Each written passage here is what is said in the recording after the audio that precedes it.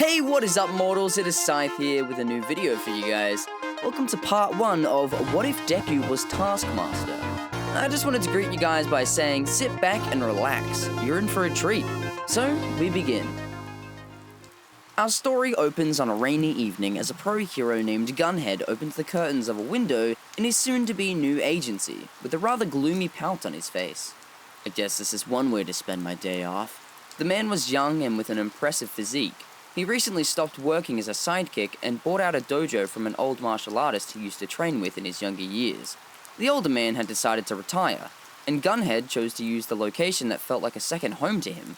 He didn't have much growing up, so martial arts was like an escape, and the head of the dojo was like a father. The dojo wasn't organized yet, with unopened boxes all over, but that was supposed to be tomorrow's problem. An amusement park had opened, and Gunhead wanted to go. But since it was closed due to the unsavory weather, he decided to set up his new agency. The pro heard a scream that pulled his attention from his mundane activity. He immediately rushed out, fearing that someone was injured. Did someone slip and fall? Or maybe they're getting attacked? Thoughts of the worst filled the pro's head, only to hear meows, mixed in with the sound of a young boy's voice. The sound came from a dumpster just outside the back of the dojo, and the origin was a green-haired boy with a horrid smell and ragged clothes, arguing with a black cat with white patches. Hand that over, you pesky piece of crap! The cat hissed in defiance before the boy lunged in at a full speed, before slipping and hitting himself against the wall. Are you okay? Gunhead concernedly asked as he rushed to the boy's aid. Izuku didn't quite hear his words, and as his eyes met the well-built man, he fell to his knees and begged for forgiveness. I'm so sorry! So sorry for making noise. Please don't hurt me! Hurt you? Aren't you mad? The boy asks fearfully. Of course not, because I heard you scream and wanted to help. What's wrong? I found some leftover fish in the dumpster, but that damn cat stole it, says the boy as he glares at the cat that sticks its tongue out in response. I'm glad that's all, Gunhead says with a light chuckle. My name's Gunhead. I'm a hero. I'm Izuku Midoriya, said the boy. Did you get hurt hitting the wall? Gunhead asked, helping the boy to his feet. No, I'm fine, said Izuku as he thought, no freaking way! A real-life pro hero! By the way, why were you in the dumpster? Do you need me to call your parents? The boy became visibly uncomfortable when asked the question, and the pro noticed a scar in his left hand before asking. Is something wrong? You don't have to tell me if you don't want to, but it's easier if I know your story. Let's get out of the rain first. The boy explained his situation as they walked. My mom died when I was born, and I was sent to an orphanage.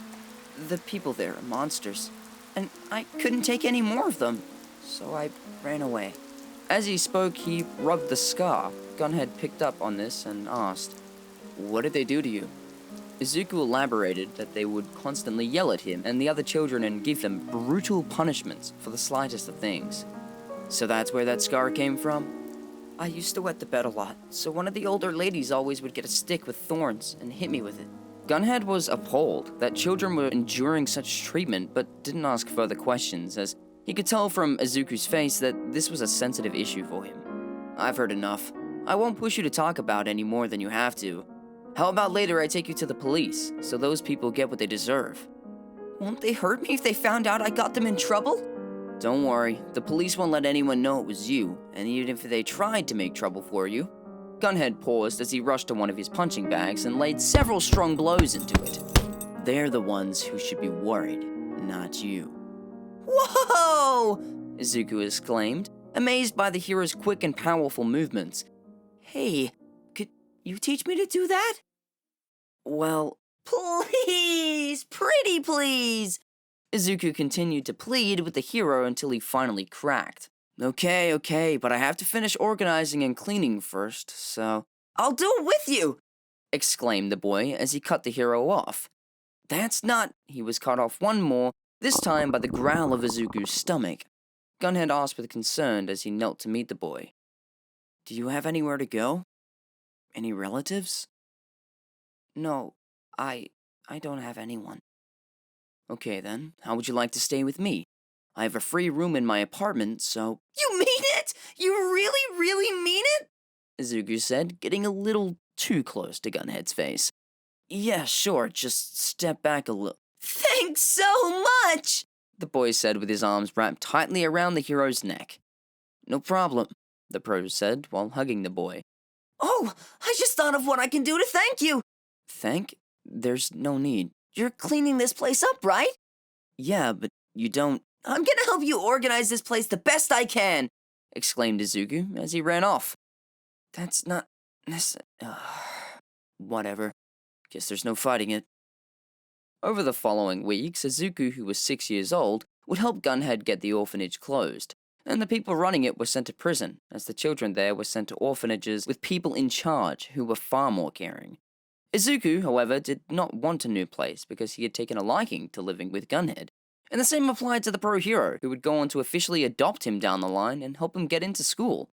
Roughly 2 months after Gunhead took care of all this, Izuku could finally train with him. And as they trained, Izuku could just about do anything that he was taught with perfect form. Despite lacking any prior training, this was due to his quirk, called photographic reflexes, which allows him to remember and mimic any action flawlessly he sees, with the condition that his body can perform the action. Otherwise, he would either perform an inferior copy of the action, or not be able to perform it at all. So movements requiring superhuman strength and speed are off limits to him. Gunhead and Izuku put a particular emphasis on his physical prowess, to loosen the restriction on his quirk. However, Gunhead began to get worried about Izuku because he appeared to grow increasingly exhausted as their training continued. After about 6 months of training, he found himself throwing up during his runs, and it was much harder to move during the rest periods. Had he pushed the boy too far? Concerned that he could get hurt, he proposed a break from training to let his body recover, but the boy would not accept this decision. No, I'm perfectly fine, said a puffing Izuku. You're kidding. You're so drained you can barely talk. No, Izuku weakly slumped to the ground, hardly able to finish his sentence. His body shook as he tried to gather all his strength to keep his knees from buckling under his weight. The pro quickly picked him up and helped him lie down. It's just 2 weeks to regain your strength. If you don't need to tend to your body when you're exhausted, there's no chance you'll get stronger. On top of that, pushing too hard could get you seriously hurt. But... Izuku failed to finish his sentence, as his dazed body fell unconscious the second he felt the softness of the couch. Maybe you should take a day off school, too. I just hope this isn't serious. Oh, I know! A light bulb went off in the hero's mind. Let me make him some smoothies for his rest. They're healthy, and he'll get some energy back into his body. He turns to the boys, saying, Looks like he'll be out for a bit, so I should have enough time to go buy some ingredients. As he planned, the thought of shopping began to excite him. Alright, I gotta get a big juicy melon with some kiwi, or maybe some strawberries. No, wait, he doesn't like those. But I sure do so. I'll get them anyways. The pro gets his keys and pats the boy before heading out. Sleep tight. The next day, Izuku sat restlessly. Can't believe I don't get to train, but I still gotta go to school. At least today is free, though. But I'm so bored! Alone with his thoughts, his time at school popped into his mind. He hadn't made many friends, and his quirk not being flashy made him a target for constant taunting. One boy in particular came to mind, Katsuki Bakugo. Izuku had aspirations of being a hero like Gunhead, so he could help people, as the man had helped him. But Bakugo believed this to be a foolish dream. You? A hero? Get real! With that pathetic quirk, you'd never amount to anything. You'd be lucky if the first villain you met didn't splatter you across the pavement. The rude boy said as his friends laughed at Izuku. The teasing was one thing, but he also had to endure physical bullying. He was strong, but Bakugo's explosion quirk and the fact that he had friends at his back, and Cole made defending himself rather bothersome. Izuku grits his teeth as he remembers what Bakugo would put him through. I'll show you, Izuku says before getting up. He decided to disregard Gunhead's advice to take it easy. How can I get strong enough to be an awesome hero if I just sit around? So he determined to do some endurance training that day. However, this didn't go well. I'm home. How are the smoothies? Are you feeling better? Gunhead asked as he entered the apartment that the two lived in. Well, muttered a nervous Izuku as Gunhead walked over to his room to find him putting ice on his ankle. What happened? Asked a worried Gunhead as he rushed to Izuku. Is it your ankle? Did you fall? Yeah, I just tripped and sprained my ankle. Can you put any weight on it? Not really, no. Alright, I'll let your school know that you need to take some more days off. How'd you trip anyways? Well, well, nervously muttered Izuku, who didn't want to lie to Gunhead since it's his fault for not listening. Well, you? Asked Gunhead, gesturing to hear the rest of the story. I was training. Sorry. Izuku, I told you could hurt yourself if you pushed too hard, Gunhead said as he inspected his ankle. Looks like it's just a sprain. Next time it might be more serious, so you'd better listen to me, okay? Yes. Wait. A thought suddenly came to the pro-hero's head, as it seemed the reason for Izuku's sudden exhaustion had revealed itself. Have you been doing extra training without telling me? Is that why you're so tired lately? Yeah, said Izuku in a sad tone because he felt he had disappointed the man. Izuku! I structured your workouts only to push you as far as was necessary. Extra training isn't good for someone your age, especially without telling me. But I want to be a super cool hero like you! I want to push my limits and stronger super fast! The hero blushed slightly at the compliment. He thinks I'm super cool? He thought before snapping back to seriousness as a question lingered in his mind. You've made incredible progress ever since you started.